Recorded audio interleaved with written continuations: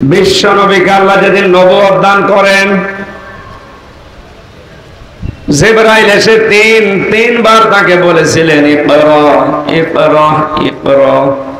বিশ্ব নবী তিনবারই বলেছিলেন মা না বিকারি, আমি পড়তে পারি না, কি পড়ব। চতুর্থবার হযরতে জিবরাইল যখন বলেছেন ইকরা বিসমি রাব্বিকাল্লাযী খালাক, শুধু এক আয়াত না, পাঁচটা আয়াত জিবরাইলের সাথে নবীজি সরাসরি পড়েছিলেন। প্রশ্ন আসতে পারে প্রথম তিনবার পড়লেন না কেন? জবাব একটাই, বিশ্ব নবী কিয়ামত পর্যন্ত আনেওয়ালা উম্মতদেরকে শিক্ষা দিতে চেয়েছেন, হে আমার উম্মতেরা, আমি জিবরাইলের সাথে প্রথমেই পড়তে পারতাম, কিন্তু জিবরাইল বলে না যে কার নামে পড়া লাগবে। মানে আমাকে শুধু বলে ইকরা ইকরা ইকরা, পড়বো কি? যখনই বলেছে বিসমি রাব্বিকা, রবের নামে পড়ো, তখন আমি পড়া আরম্ভ করেছি। আমার উম্মত যতদিন পর্যন্ত দুনিয়াতে আসবে তাদেরকে আজকে শিক্ষা দিয়ে গেলাম, পড়াশোনা করতে হলে রব ছাড়া কারো নামে পড়া যাবে না। আশা করি কথা বুঝতে পেরেছে। পড়া লাগবে কার নামে? দায়িত্বে যারা আছেন আহ্বান জানাচ্ছে, শিক্ষা ব্যবস্থায় যারা আছেন, আপনারা মুসলমান, আমাদের ৯৬% মুসলমানের দেশে আমরা 1 থেকে মাস্টার্স পর্যন্ত রবের নামে পড়া চাই। এর দাবিতে আপনারা আছেন না? এটা তো রাজনীতি হয়ে গেল না, এটা রাজনীতি। এটা যদি কেউ রাজনীতি মনে করে থাকে, হ্যাঁ এটাই আমাদের রাজনীতি। আমরা রব ছাড়া কারো নামে পড়ে বেঈমান হতে চাই না। আমি এই চোখে দেখেছি রব ছাড়া পড়লে কি হয়। মাস্টার্সে ক্লাস করছে ছাত্র, শিক্ষককে জুতা দিয়ে পিটাচ্ছে, বলছে শালা তোরে মেরেই ফেলবো। স্যার হাত জোড় করে বলছে বাবা তুই আমারে ছেড়ে দে, আমি আর ক্লাস নেব না। বল না, তোরে আমি সিট দিতে বলেছিলাম, আমাকে দিস না, শালা তোরে মেরে ফেলবো। আমি এই চোখে এইটাও দেখেছি, এই যে কোরআন আমার সামনে মাত্র 7 দিন আলিফ বা তা সা পড়ছে, এখনো ভালো পরিচয়ও পাইনি আল্লাহ রসুলের। ওস্তাদ ওযু করছে, অন্যান্য ছাত্রদের দেখা দেখি সে স্যারের ওস্তাদের পায়ে পানি ঢেলে দিচ্ছে। এইটাও ছাত্র, ওইটাও ছাত্র। এটা কোরআনের কেবল স্পর্শ পেয়েছে, মানুষ হচ্ছে। আর ওটা কোরআন পায়নি, মাস্টার্স করার পরে ওটা জানোয়ার হয়ে গেছে। এই জন্য আমরা যার তার নামে পড়তে চাই না। সিলেবাসের ভেতরে এখন যা দেখতেছি এটা পাল্টাতে হবে অতি সত্বর। আমরা রব ছাড়া কারো নামে পড়তে চাই না। শরীফ শরীফের গল্প তুলে দিয়ে আজ জাতিকে অনেকে ধোঁকা দিয়ে বোকা বানানোর চেষ্টায় আছে না। সম্মানিত ভাইরা, যারা মনে করছেন জাতির মুখ চোখ সব এইদিকে ঘুরে গেলে সামনে ওদের যে পরিকল্পনা ওইটা আবার কাছে লাগাবেন না। জাতির ভেতরে এখনো পর্যন্ত ওই রকম মানুষ চিন্তা আছে যারা এখনো ওই বিষয়গুলো বোঝে। জন্য আপনারা পারবেন না।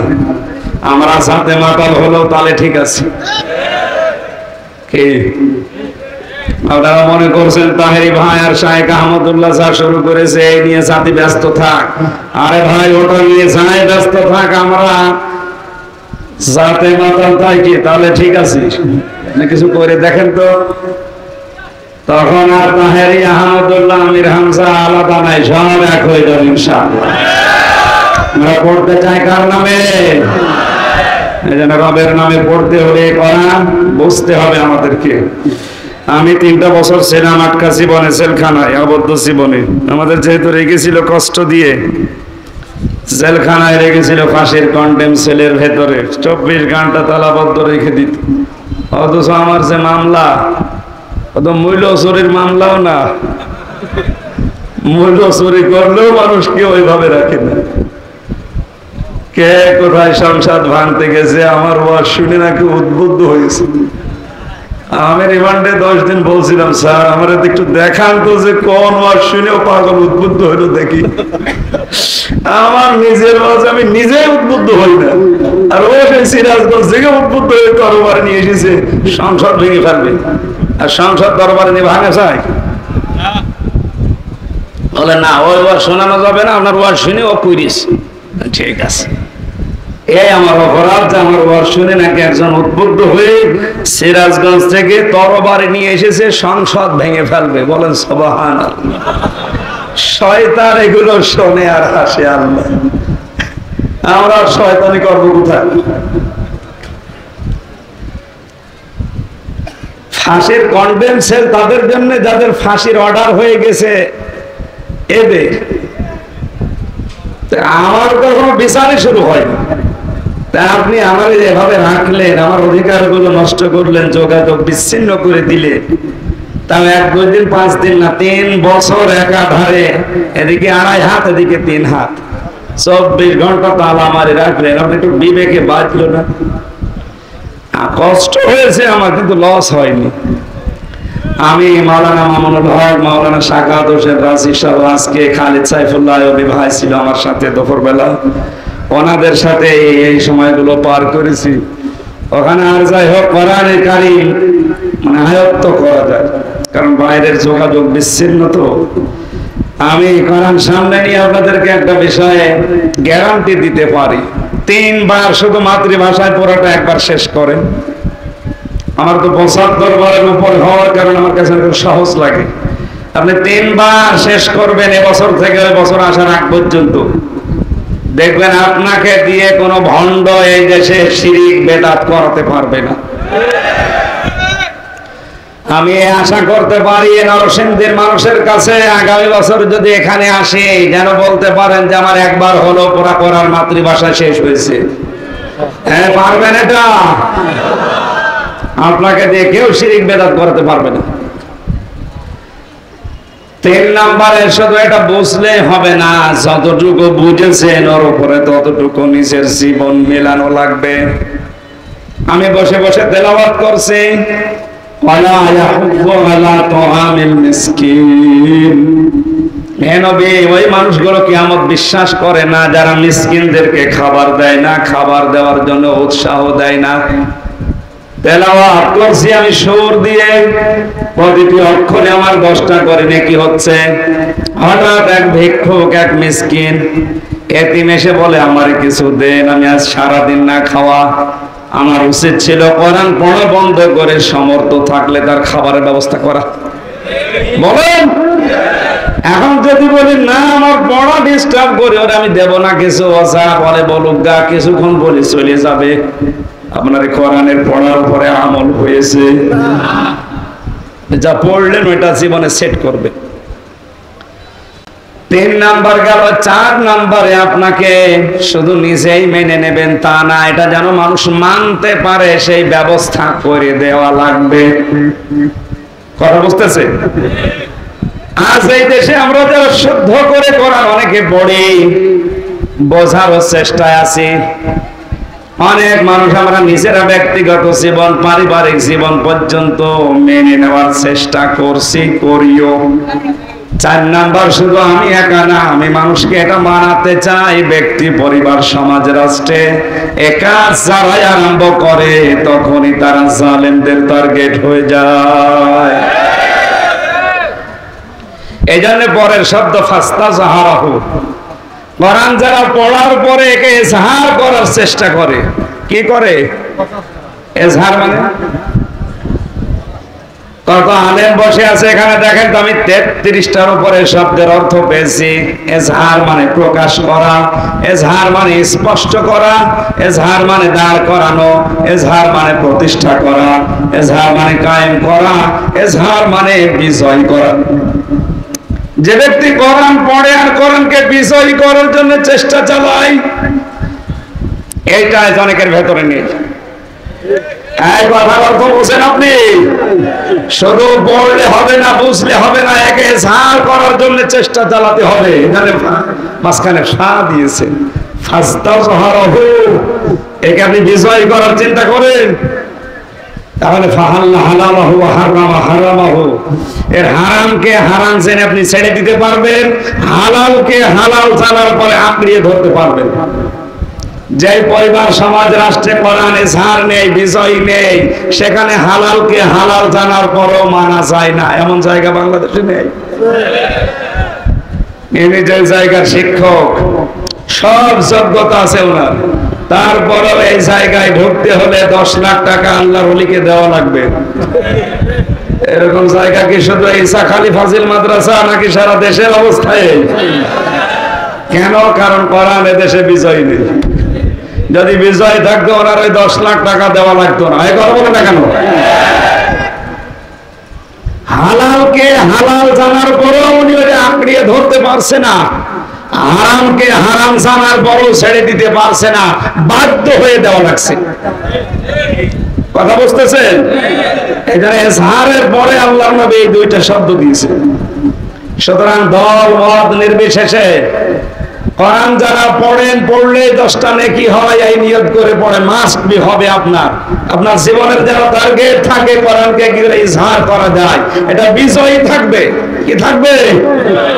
যদি কোরআন বিজয়ী করার চিন্তা ভাবনা আপনার ভেতরে না আসে, আকালা রাসূল ইয়া রাব্বি ইন্না কওমি ইত্তাখাযু হাযাল কুরআনা মাহজুরা। সূরা ফুরকানের ভেতরে আছে কিয়ামতের দিন বিশ্ব নবী নিজে আপনার আমার বিরুদ্ধে মামলা দায়ের করবে। বলেন তো, আল্লাহর নবী যদি নিজে বাদী হয়, কেউ পৃথিবীতে জান্নাত পাওয়ার আশা করতে পারে? কোরআনের সাথে আচরণ দেখে বাংলাদেশে আমার এই আয়াত পড়ে মনে হয় আজ 100 জনের 95 জন আমরা নবীর মামলা আসামি। আল্লাহ মামলা দেয় শুধু জালেমদের বিরুদ্ধে। ইন্নামাস সাবিলু আলাল্লাযিনা ইয়াজলিমুনান নাস। আমি আল্লাহর অভিযোগ, আমি আল্লাহ মামলা দেব তাদের বিরুদ্ধে যারা মানুষ হয়ে মানুষের উপরে জুলুম করে। আল্লাহর মামলা কাদের বিরুদ্ধে? আর জোরে বলেন, রাসূলের মামলা যারা কোরআনকে পেছনে ফেলে রাখে তাদের বিরুদ্ধে। এদেশে আল্লাহর মামলার আসামি আর রাসূলুল্লাহর মামলার আসামি দিন দিন কমতেছে না বাড়তেছে? আমরা যেন ওই কাতারে পড়ে না যাই।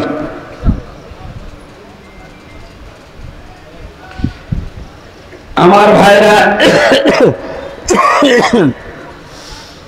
কয়েকদিন আগে দেখতে গিয়েছিলাম, কয়েক ঘন্টা ওনার কাছে ছিলাম। উনি সর্বশেষ যে কথাগুলো বলছিলেন, হামজা 3 বছর আমরা এক জায়গায় ছিলাম, এক ঘরের ভেতরেই ছিলাম, বাইরে এসেও তোমারে আমি এই কথাই অনুপ্রাণিত করি, এই কথাই তোমাদেরকে জানাই, আমরা যে যাই করি না কেন কোরআনকে আমরা যেন এজাহার করতে পারি, বিজয় করতে পারি, এইটা জাতিকে জানাও।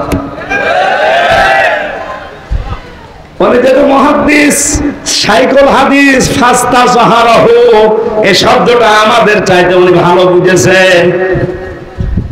আমি আবার আহ্বান জানাচ্ছি, যে যা করছেন আমি হয়তো আপনাকে ফেরাতে পারবো না, আপনার জীবনের যেন এটা টার্গেট থাকে যে কি করে কোরআনের দেশে বিজয় করা যায়।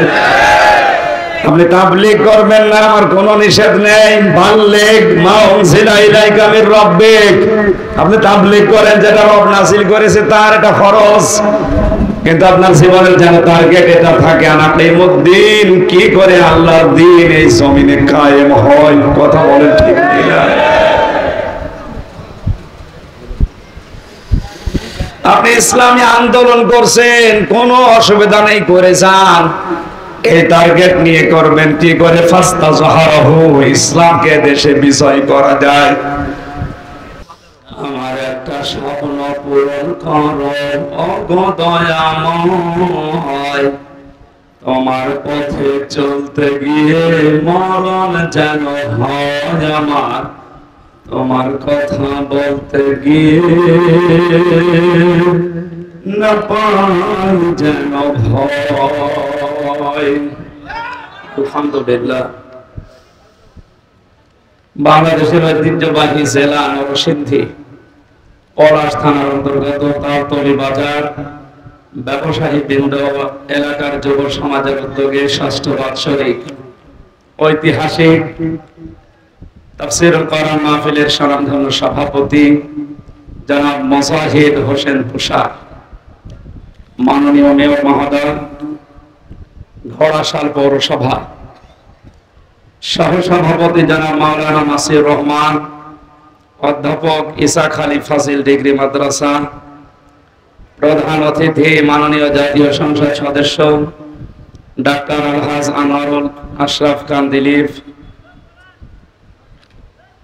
এতক্ষণ পর্যন্ত কোরআনে হাকিম থেকে এবং বিশ্বনবী মুহাম্মদ রাসূলুল্লাহ সাল্লাল্লাহু আলাইহি ওয়াসাল্লামের হাদিস থেকে যারা আলোচনা রেখেছেন, নরসিংদীর সন্তান, ইসলামিক চিন্তাবিদ, শিক্ষাবিদ, মুফাসসিরে কোরআন, শ্রদ্ধাভাজন বড় ভাই জনাব মাওলানা শায়েখ সিফাত হাসান, তাআল্লাহু উমরাহু ওয়া বারাকাল্লাহু ফি হায়াতি, বলেন আমিন।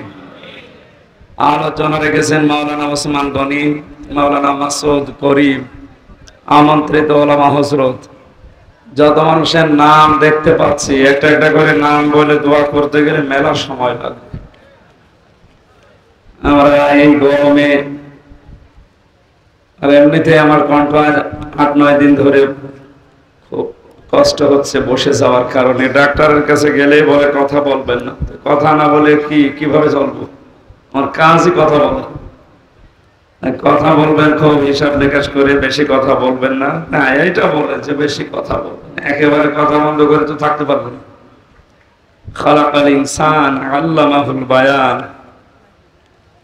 আল্লাহ তাআলা বলেন, আমি মানুষ বানিয়েছি আর মানুষকে কথা বলা শিখিয়েছি। বিজ্ঞান এই আল্লামাহুল বায়ান দিয়ে প্রমাণ করে দেখতে পেয়েছে মানুষ কথা বলতে এই কণ্ঠের কয়েক ইঞ্চি জায়গা 27টা স্তর পার করে একটা কথা আমাদের এই মুখের ছোট্ট গর্ত থেকে বের হয়। কয়টা স্তর পার করে? বলেন। আল্লাহ পাক নিজে স্পেশাল ভাবে মানুষকে যে 5টা জিনিস তার রব নামের কারণে দান করেছেন, তার ভেতরে বাক শক্তি একটা। কথা বলা, এটা আল্লাহ আমাদেরকে যদি না দিতেন, আমি এই 3-4 দিন কথা বলতে পারতাম না। যে কি হারিয়েছি আমি টের পেয়েছি। যার যেটা নেই সেইটা সে জানে যে কি হারালাম। যার চোখ নেই তারা জিজ্ঞাসা করলে বলবে যে দুনিয়ায় সবচাইতে বড় দামি জিনিসের নাম চোখ। আমি যেহেতু 3-4 দিন কথা বলতে পারি না, আমি বুঝতে পারলাম যে আল্লাহর বড় নিয়ামতের নাম এই আল্লামাহুল বায়ান। এখন আস্তে আস্তে আল্লাহ কণ্ঠটা ছেড়ে দিচ্ছেন। এই হাজারো বান্দা বান্দিকে আল্লাহ যেন মাহরুম না করে। আপনারা আসল কথা তো শুনে ফেলেছেন, আসল কথা শুনে ফেলেছেন। আমরা তাফসীরুল কোরআন মাহফিল লেখা আছে, তাফসীর আকারে তেলাওয়াতকৃত আয়াত থেকে কথা বলবো ইনশাআল্লাহ। যে আল্লাহ আমাদেরকে এখনো কথা বলার শক্তি দিয়ে রেখেছেন, খুশি হয়ে বলেন আলহামদুলিল্লাহ। ইন্নাল্লাযী লাইসা ফি জাওফিহি শাইউম মিনাল কোরআনি কাল বাইতিল খারিব। নবীজি বলেন, যে অন্তরে কোরআন নেই, কোরআনের জ্ঞান নেই, ওটা ওঝার গৃহ, শয়তানের ঘর, পোকামাকড় বাস করে। সুতরাং আমাদের উচিত আমাদের মানুষের অন্তরকে মানুষের অন্তরে পরিণত করার জন্য যেটা দরকার তার নাম কোরআন। তার নাম কি? আল্লাহ রাব্বুল আলামিন বলেন, আল্লাযীনা ইস্তামিউনাল কওলা ফায়াত্তাবিউনা আহসানা উলাইকাল্লাযীনা হাদাহুমুল্লাহ ওয়া উলাইকা হুম উলুল আলবাব। সূরা যুমারের 18 নম্বর। কোরআনে কারীম শুনতে এসে যে কথাগুলো উত্তম, এই কথাগুলো সুন্দরভাবে অনুসরণের মাধ্যমে বাস্তব জীবনে প্র্যাকটিক্যাল লাইফে যেন মেলানো যায়, এই মন নিয়ে তোমরা শোনো। আমরা এই মন নিয়েই তো এসেছি নাকি? এটা ক্লাস চলছে, ছাত্রের মতো জবাব দেবে। কি হবে এটা করলে? আল্লাহ বলেন, এদেরকে আমি আল্লাহ নিজে হেদায়েত দেব। এখানে আল্লাহ নিজে ফাইল, নিজে কর্তা। হেদায়েতের একচ্ছত্র মালিকানা কার? বাংলাদেশ, ভারত, পাকিস্তান, এই 3টা দেশে আজ অনেকে বিভিন্ন নাম নিয়ে আল্লাহর এই কথাটা উল্টিয়ে অন্যদিকে নেওয়ার জন্য, জাতিকে বিভ্রান্ত করার জন্য উল্টা পাল্টা কথা ছড়িয়ে যাচ্ছে। যার যেখানে স্থান ওই জায়গায় যদি না রেখে অন্য জায়গায় রাখেন তার উপর জুলুম হয়। আমরা যারা মুসলিম দাবি করি আমাদের সব চাইতে উপরে কে বলেন তো? তারপরে বলেন আপনি রাসূলের মহব্বত আশেকে রাসূলটার নাম নিয়ে বিভিন্ন নাম কাজে লাগাতে গিয়ে রাসূলকে যদি আল্লাহর উপরে তুলে ফেলেন আপনার ঈমান থাকবে?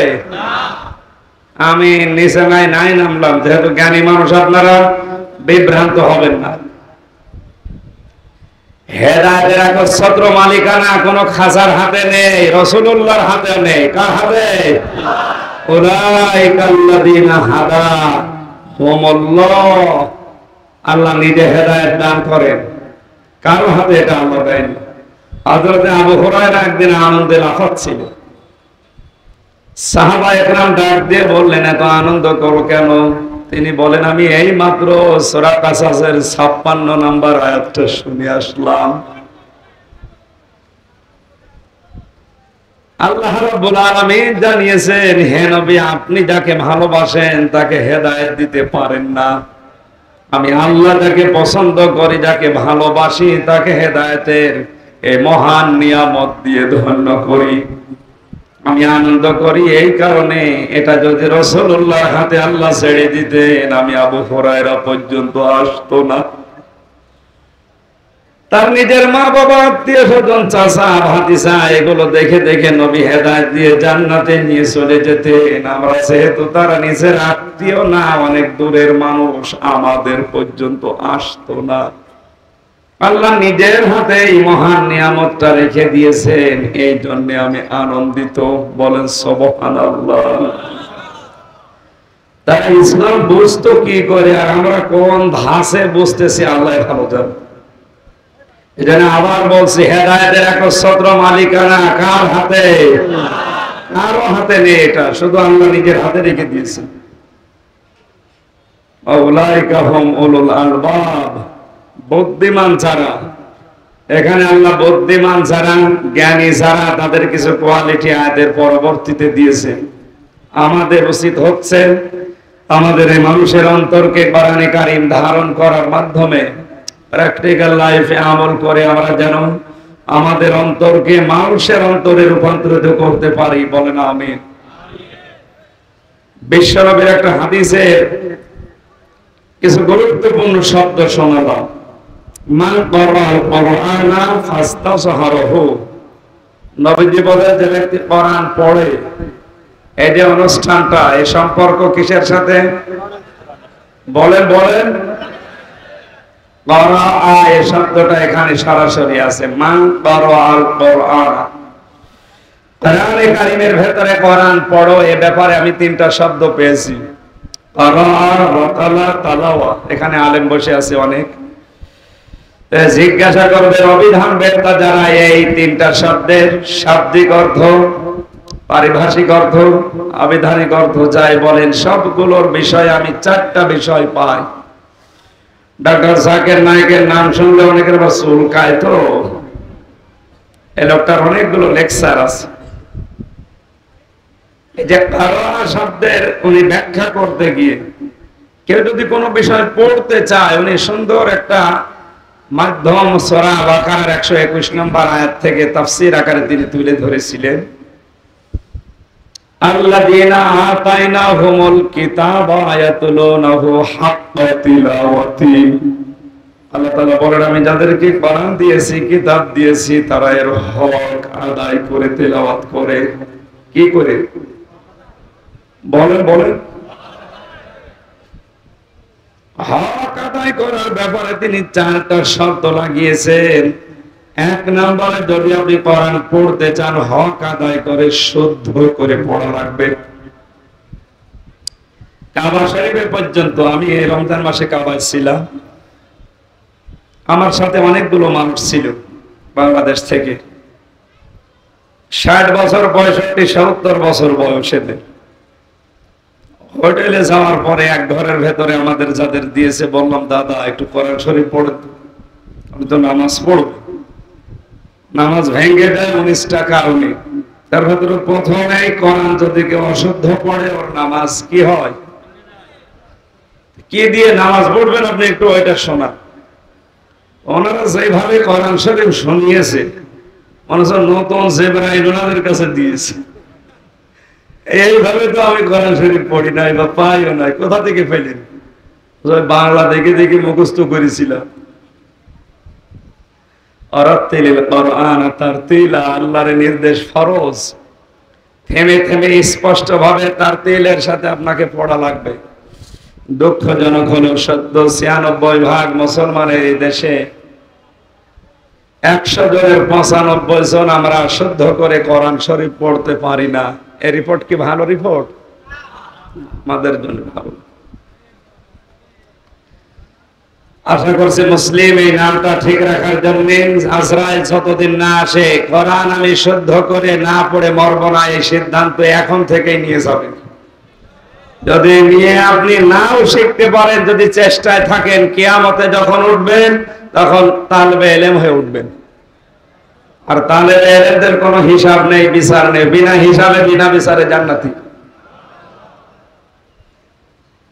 এখন আবার অনেকে বলে যা মনে চায় তাই করবো, শুধু কায়দা পড়বো। শুদ্ধ করে কোরআন পড়ার জন্য আমি উদ্বুদ্ধ করছি, যে বয়স হোক, বয়স কোনো ফ্যাক্টর না, পড়বো। ২ নম্বরে একে বুঝতে হবে। আজ বোঝার সিস্টেম গুলো দিন দিন আমরা অনেকেই তুলে দেওয়ার বিভিন্ন ষড়যন্ত্রে লিপ্ত হয়েছি। কথা বুঝতেছেন? সাল্লাল্লাহু আলাইহি ওয়া আলিহি ওয়া সাহবিহি ওয়া আতবাইহি আজমাইন, লাইলা ওয়া নাহারান ফিত তারফাইন। فقد قال الله تعالى في كلامه المجيد وبرهانه التوحيد: أعوذ بالله من الشيطان الرجيم. بسم الله الرحمن الرحيم.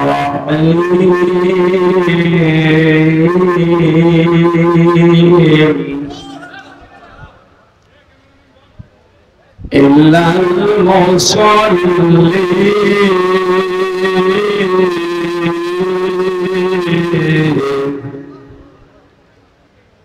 صدقت يا ربنا.